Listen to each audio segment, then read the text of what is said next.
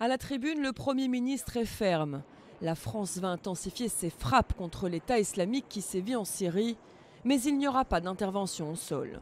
Des frappes seront nécessaires et nous choisirons seuls les objectifs à frapper. Toute intervention terrestre, c'est-à-dire toute intervention au sol de notre part ou occidentale, serait inconséquente et réaliste. Aucun de nos partenaires ne l'envisage d'ailleurs. Frapper l'État islamique reviendrait-il à renforcer le président syrien? Pour le Premier ministre, la réponse est sans appel. Nous ne ferons rien, je le disais, qui puisse consolider le régime.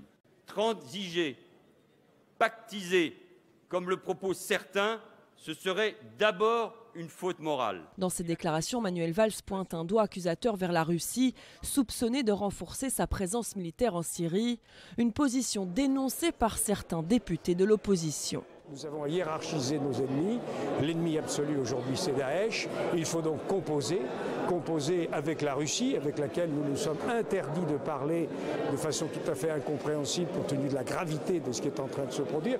Bachar el-Assad s'est lui livré à une interview à la télévision russe justement. Pour le président syrien, un accord politique ne sera possible qu'avec la fin des violences dans le pays.